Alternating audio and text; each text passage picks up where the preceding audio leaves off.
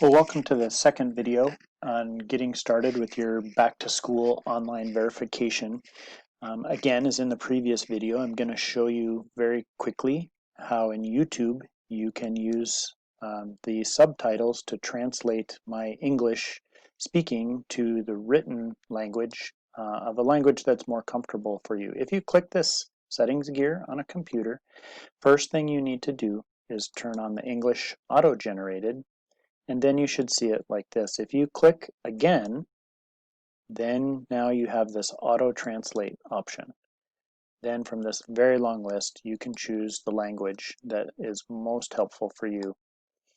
And it will not translate it perfectly, but it will at least provide the written words of what I'm speaking in English in the language that you choose.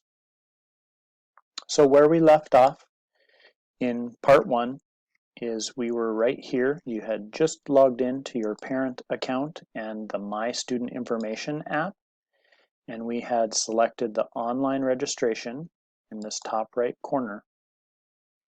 And it will take you here. We also showed how to choose the Back to School Annual Verification. That's what we want this to say. And then we're going to get started. So we have to scroll down. The first 3 pages are ones that you just will read information. This list of open schools really isn't important for you, so you can click continue. This list will show all the students that you will be updating information for. When you see all the ones there, click save and continue. In this box, you'll need to type your name exactly as it appears up here. So for me, I just will type Dad, AHTST, and hit save and continue.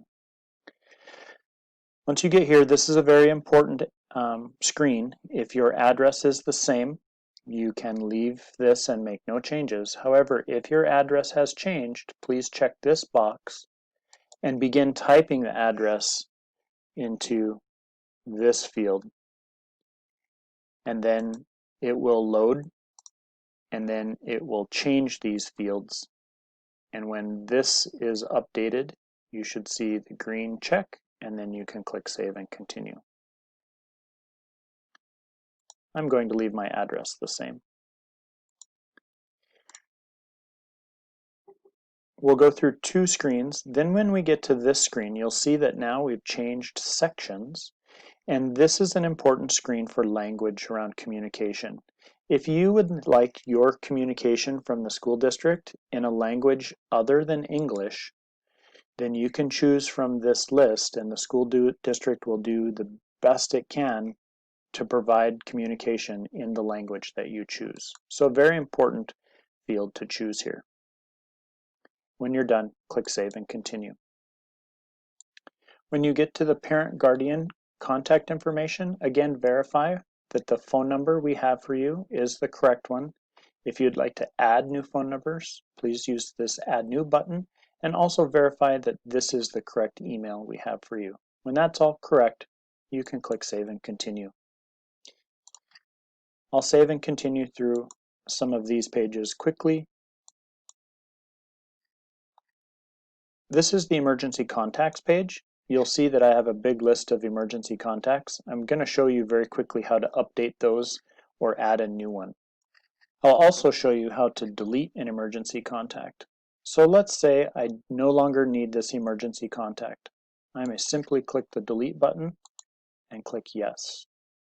I do want this emergency contact, so I'm going to click edit. I'm going to read and make sure everything is still correct. Save and continue. I can add or edit any phone numbers. If these are correct, I can hit save and continue. If I need to add a new emergency contact, I can use this button right here. Add the contact information. You need at least the first and last name.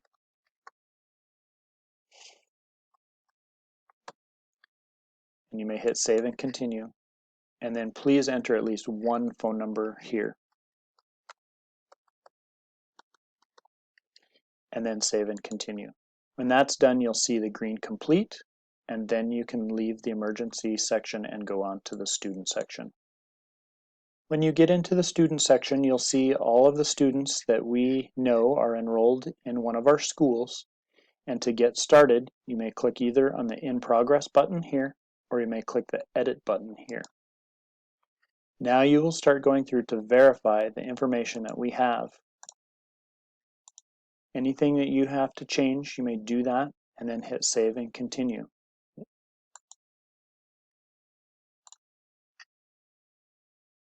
The medical information is an important page if you have updated insurance information or need to enter a contact for a doctor or a hospital. Please enter that and save and continue. Any health conditions your student might have can be added on this screen. This screen on immunizations is just for your review. There is no information you can add or change on this screen. So click Save and Continue. This screen is important also because it shows us the languages that are spoken at your home. And this last question is very important. If you have not answered this question yet, you will have the option to answer it here. If either of the parent guardians or any of the parent guardians need translator or interpreter services, this is where you would want to enter that now. If, for example, it says no, like it does here, and you need it to be yes, please contact one of your student's teachers and let them know that you would like to have interpreter or translator services made available to you, and we will get that arrangement made. Once you've made any updates on this screen, you may click Save and Continue. Again, this shows all the parent guardians connected with the student. And now for emergency contacts, we would ask that you explain the relationship of the emergency contact to your student. So in this case, I added James, and James is my neighbor, so I'm going to add that and save and continue. And this screen allows you to say who you would like us to contact first if there is an emergency. So I'd rather have Mom contacted first, so I can just drag her name to the top, and now she becomes number 1. And all the rest of these are correct. Save and continue. These are the choices on how I want my student's picture or photo used. There's an explanation at the top for what each of these choices means. This is the question about military recruiters. Typically for elementary students, you would say yes, but for high school students, you may want to say no if your student would like to be contacted about the U.S. military. Then in this box, you need to choose I acknowledge and save and continue. And we're almost done. Once all my students have the green complete button, I can scroll down to the bottom and click Save and Continue. If there are any documents that you need to add, you may do that here. Notice that the custody documentation and the physician's forms are only as needed. If you don't have any of these, you do not need to add anything on these. In this case, this student has a document for each of these that they can add. If you don't have any documents to add, the one last thing you need to do is click this button here before you can hit Save and Continue.